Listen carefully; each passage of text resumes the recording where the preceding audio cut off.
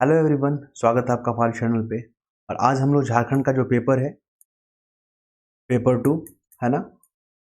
और पेपर 2 में जो आपके जो महत्वपूर्ण टॉपिक है मुंडा शासन व्यवस्था। मुंडा शासन व्यवस्था के तहत हम लोग प्रश्न को देखेंगे और फैक्ट को कलेक्ट करेंगे। ठीक है, बहुत छोटा सा टॉपिक है, आप लोग इसको एक बार देख लीजिएगा तो काम आपका हो जाएगा। मुंडा शासन व्यवस्था। मुंडा शासन व्यवस्था में देखेंगे, बस सिंपल सा लैंग्वेज है, बहुत लोग इसके बारे में जानते ही होंगे इनके बारे में। चलिए, मुंडा जनजाति के अगर बारे में बात करें तो वो जो जिस समूह से बिलोंग करते हैं, जिस प्रजातीय दृष्टि से जिस समूह में बिलोंग करते हैं वो है प्रोटो ऑस्ट्रोलाइड। याद रखिएगा, मुंडा जो होते हैं ना, प्रोटो ऑस्ट्रोलॉइड, इस प्रजाति समूह के हैं ये। ठीक है, याद रखिएगा। कलर चेंज कर लेते हैं, थोड़ा सा ग्रीन ग्रीन रहेगा तो मजा आ जाएगा। हाँ, प्रोटो ऑस्ट्रोलाइड इस जो है समूह से ये बिलोंग करते हैं। और ये सिर्फ जो है ना, एक खास बात पता है आपको मुंडा के बारे में, मुंडा ट्राइब के बारे में, सिर्फ झारखंड में ही पाए जाते हैं और अन्य राज्यों में नहीं, सिर्फ झारखंड में। ठीक है, तो ये फैक्ट याद रखिएगा।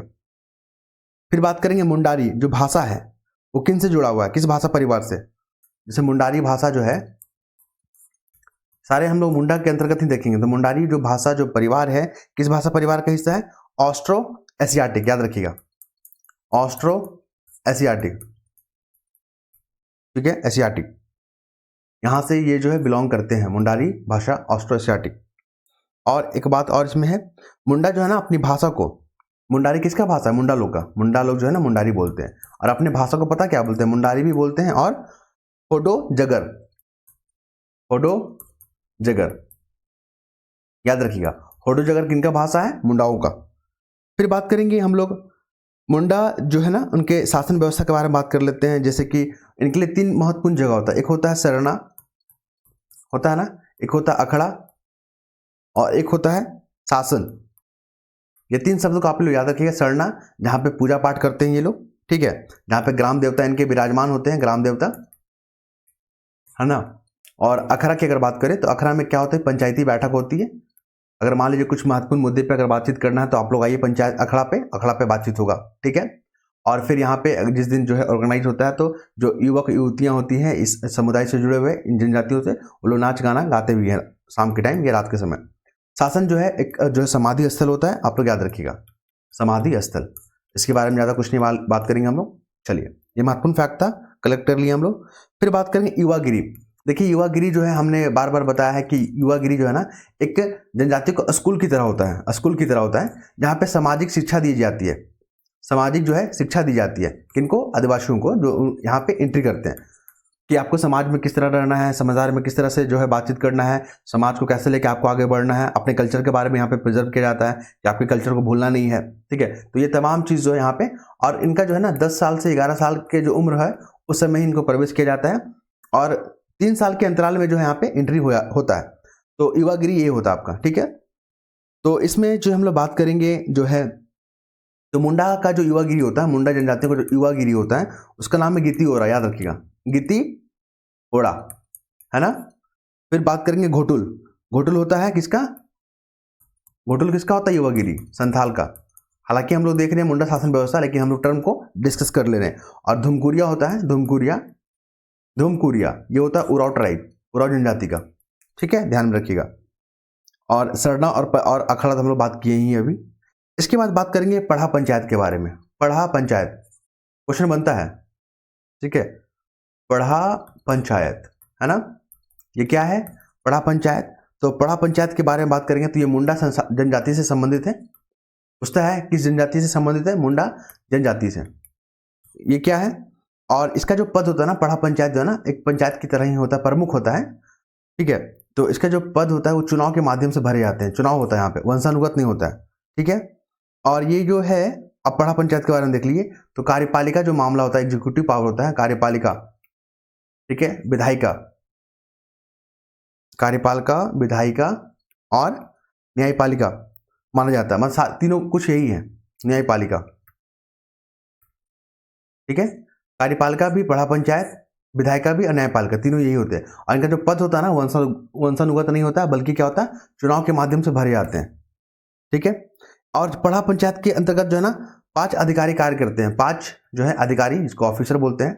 ठीक है, एग्जीक्यूट करते हैं कौन कौन सा, याद रखिएगा, दीवान, फिर कौन है, ठाकुर, पांडे,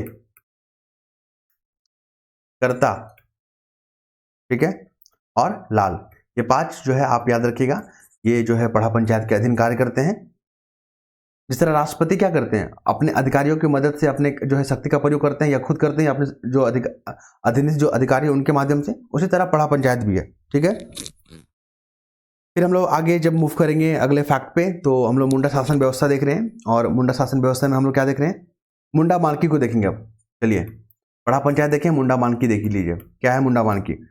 तो मुंडा मानकी जो है ना, स्थानीय शासन की एक प्रणाली है, मुंडा से जुड़ा हुआ है, स्थानीय शासन जो प्रणाली है ना, स्थानीय शासन प्रणाली से जुड़ा हुआ है मुंडा मानकी। और इसका संबंध जो है मुंडा जो है जनजाति से है, मुंडा जनजाति से इसका संबंध है, याद रखिएगा। ये था मुंडा मानकी। अब हम लोग बात करेंगे अखरा। अखरा तो वही है जहाँ पे पंचायतों की बैठक होती है, मुंडा जो है, तो क्वेश्चन आया हुआ तो हम लोग देख लेते हैं। अखड़ा जो है आपका पंचायत स्थल है, पंचायत स्थल है जहाँ पे मुंडाओं की जो है बैठक होती है, जहाँ पे महत्वपूर्ण निर्णय लिए जाते हैं कि अपने जो है समाज को कैसे प्रिजर्व करना है, कैसे जो है उनको मजबूत करना है, अपने कल्चर को प्रिजर्व करना है, ठीक है, आगे की क्या रणनीति है, तमाम पहलुओं पे यहाँ पे बातचीत होता है सरना में। फिर हम लोग बात करेंगे, माफ कीजिएगा, अखड़ा में, ठीक है। सरना तो जो है ग्राम देवता का निवास स्थल होता है। फिर बात करेंगे हम लोग झारखंड में जो जनजाति है ना, 2011 का जब सेंसस हुआ था तो जनजातियों का यहाँ पे जनगणना हुआ था। सबसे अधिक जनजाति किसका है, संथाल का। अगर झारखंड में आप आएंगे तो संथाल सबसे अधिक मात्रा में मिलेंगे। फिर आपको हो गया मुंडा, ठीक है, नहीं माफ कीजिएगा, उराव, सेकंड पे आता है उराव, एंड थर्ड पे कौन आते हैं, मुंडा, ठीक है। तो और अगर ये तीनों को ऐड कर देना, तीनों को जनसंख्या को अगर ऐड कर दें, ठीक है, तो 66% यही लोग हैं, और इसमें 32% तो सिर्फ ये है संथाल। आप समझ रहे हो ना, 32% संथाल की आबादी है। तो ये चीज़ याद रखिएगा। इसके बाद 4th नंबर पे हो आते हैं, कई बार हमने इस फैक्ट को जिक्र किया है। चलिए फिर हम लोग कलर चेंज करते हैं, हाँ, ताकि मज़ा आएगा, आपसे अट्रैक्शन बना रहेगा हमारा, ये रहा।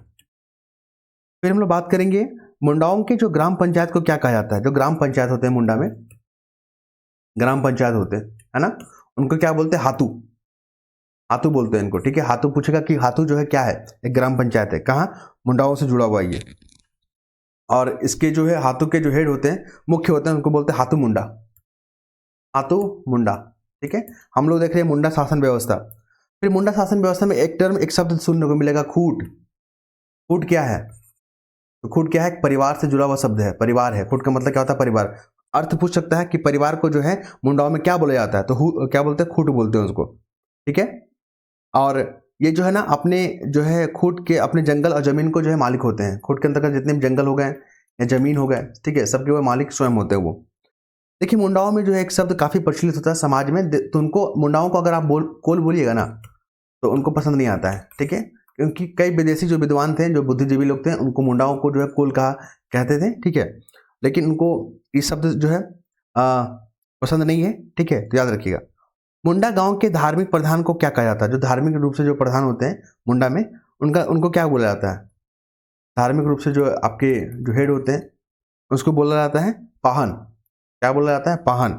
अब पाहन का क्या काम होता है, सारे जो है धार्मिक से जुड़े हुए जितने भी रीति रिवाज होते हैं, प्रक्रिया होते हैं, उनको संपन्न करवाना, ठीक है। तो और सबसे बड़ी जो देवी होती हैं देसावली होते हैं। सबसे बड़ी देवी कौन होते हैं, देसावली। तो ये तमाम जो है मुंडा शासन व्यवस्था को हम लोग देखें, और इससे जुड़े ही फैक्ट जो है आपको आने को है जेपीसी सिलेबस में। आप देखिएगा तो ये जो टॉपिक है मुंडा शासन व्यवस्था, वहाँ से भी प्रश्न आएंगे। तो मैंने जो आज इसको लिया है और इसको डिस्कस किया, आई होप आप लोग समझ पा रहे होंगे, ठीक है। तो जो भी इंटरेस्टेड हैं अपने एग्जाम को लेकर, तो आप लोग चैनल से जुड़ सकते हैं। जो भी आप फीडबैक देना चाहते हैं तो कमेंट बॉक्स हमारा जो है 24 घंटा खुला हुआ रहता है, आप लोग कमेंट कर सकते हैं। धन्यवाद।